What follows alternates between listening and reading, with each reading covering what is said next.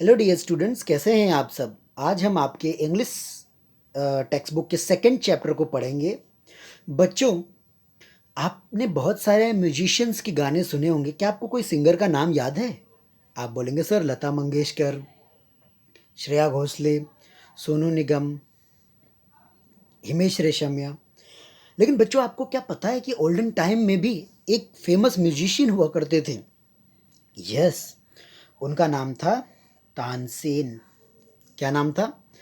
तानसेन के बारे में यूं कहा जाता है बच्चों कि जब वो गाना गाते थे तो बारिश और दिए दीप जल उठते थे। इतने पहुंचे हुए कलाकार थे वो। और बच्चों, इसीलिए वो अकबर के रत्नों में से 9 रत्नों में से एक रत्न थे। He was one of the GeM.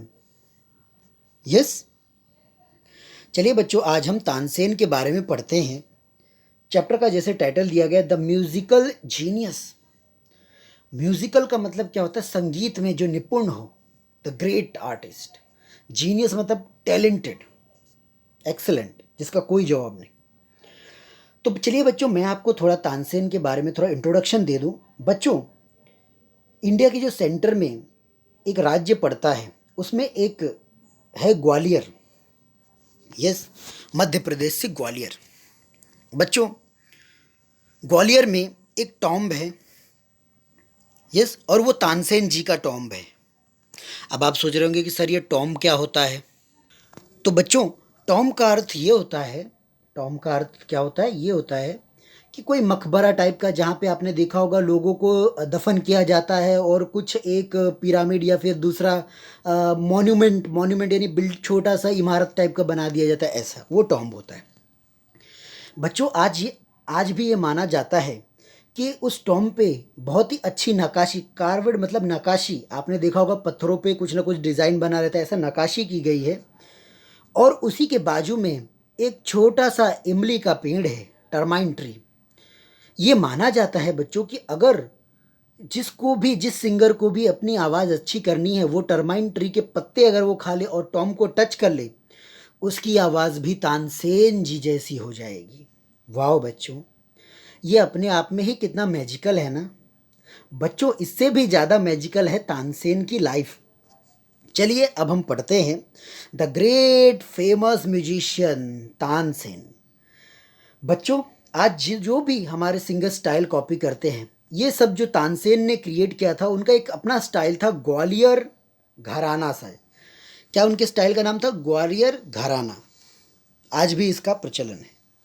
बच्चों, 400 ईयर्स अगो, 400 साल पहले, एक छोटा सा गांव था, ग्वालियर से लगा। बेहद कह सकते, आप उस गांव का नाम बेहद कह सकते हैं। वहाँ पे एक पोएट रहा करते थे, कवि। उनका नाम था मुकुंद मिश्रा।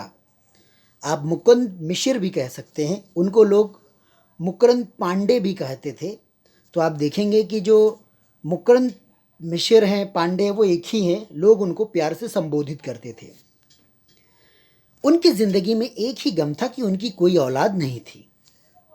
तभी उनके किसी एक फ्रेंड ने उन्हें सलाह दी कि मिश्रा जी, आप ग्वालियर में जाके एक बहुत ही फेमस जो संत म्यूजिशियन हैं मोहम्मद गौस, उनसे मिले जाके। मिश्रा जी के मन में एक उम्मीद जागी। वो पहुंच गए मोहम्मद गौस से मिलने ग्वालियर। वहां जाकर मोहम्मद गौस जी ने उनके हाथ में एक थ्रेड बांधा और उन्हें ब्लेसिंग दी। कुछ साल पास हो गए और उनके घर में एक बच्चे का जन्म हुआ। बच्चे का नाम था, यस, तन्ना मिश्रा। क्या नाम था? तन्ना मिश्रा। बाद में तन्ना मिश्रा को तानसेन कह दिया गया। क्या नाम बन गया? तानसेन। तानसेन जब थोड़े बड़े हुए, तब वो इंगेज हो गए। उनके पापा जो थे वो एक टीचर थे, अध्यापक यहाँ बता रहे हैं। तो लिखने पढ़ने में वो इंगेज हो गए, है ना। फिर आगे बताया जाता है कि तानसेन काफ़ी इंटरेस्टेड थे, जो अपने आस पड़ोस के जंगल में हैं वहाँ जाकर अपने फ्रेंड्स के साथ और उन पशु पक्षियों की आवाज़ निकालने के लिए। तो ही लव्ड टू इमिटेट और copy the sound of bird and animal. एक एक दिन की बात है बच्चों, एक जो सिंगर का ग्रुप है वो वहाँ से जा रहा था जंगल से। तानसेन जी उस ग्रुप को देखकर वे छुप गए झाड़ियों के पीछे। बुशेस मतलब झाड़ियाँ, और रोड मतलब दहाड़ना। उन्होंने शेर की तरह दहाड़ा। उनकी दहाड़ सुनकर जो सिंगर थे वो डर गए। तभी उनको डरा देखकर तानसेन जी झाड़ियों के बीच से बाहर आते हैं, और जो लीडर है उस ग्रुप का वो तानसेन जी की कला को पहचान जाता है और वो उन्हें प्रेज करता है। यस, तानसेन जी बताते हैं कि मैं और भी पशु पक्षियों की आवाज़ निकाल सकता हूँ। लीडर जो था ग्रुप का वो इम्प्रेस हो गया तानसेन की परफॉर्मेंस से। उनके मन में इच्छा आया कि मैं तुम्हें अपना शिष्य बनाऊं। और ये और कोई नहीं, द फेमस म्यूजिशियन हरिदास जी थे बच्चों। कौन थे? हरिदास जी। हरिदास जी ने तानसेन के माता पिता से भी बात की। माता का मन ना था, पर फिर भी उन्होंने तानसेन जी को वृंदावन जाने की अनुमति दे दी। Yes, the mother was unwillinglessly asked her child to go to Vrindavan for the study of under Haridas. 10 साल तक जो तानसेन जी हैं वो हरिदास जी से सीखते रहे। पहले तो उन्हें स्टार्टिंग में सा रे गा मा पा धा नी सा सिखाया गया।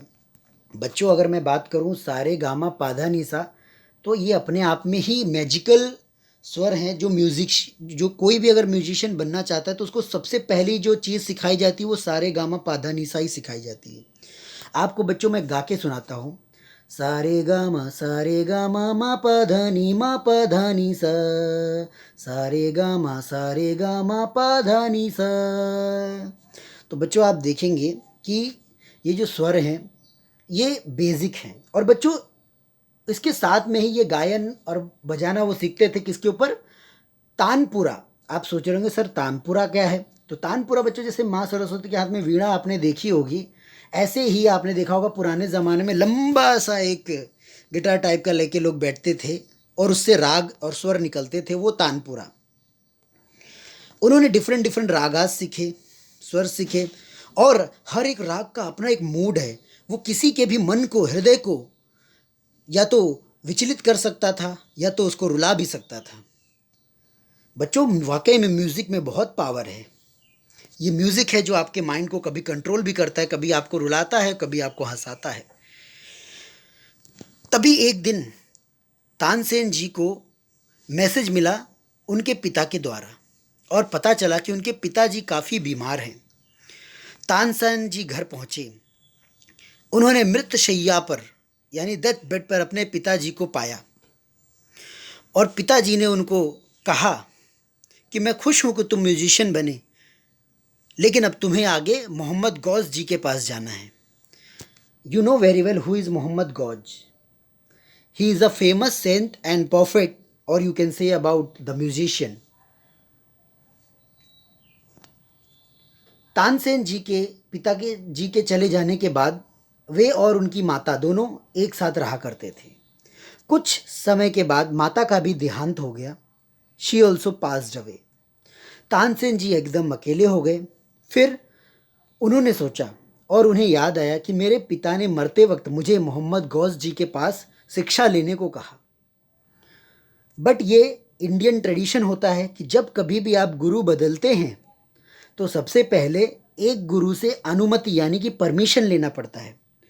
सो he decided to take permission from Guru Haridas ji and then he will go to Mohammad Ghaus.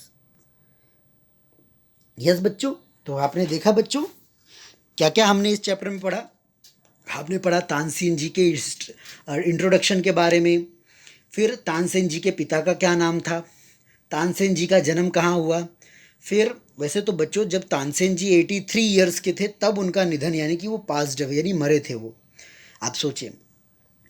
तो बच्चों ये सब हमने तानसेन जी के बारे में पढ़ा, और तानसेन जी के अंदर क्या टैलेंट था म्यूज़िकल, और उनके सबसे पहले गुरु कौन बने? हरिदास जी। दूसरे गुरु कौन बने? मोहम्मद गौस जी बने, है ना। तो ये सारी चीज़ें आज हमने बच्चों इसमें पढ़ी। अब हम आपको नेक्स्ट पार्ट में आगे की स्टोरी समझाएंगे बच्चों। थैंक यू बच्चों।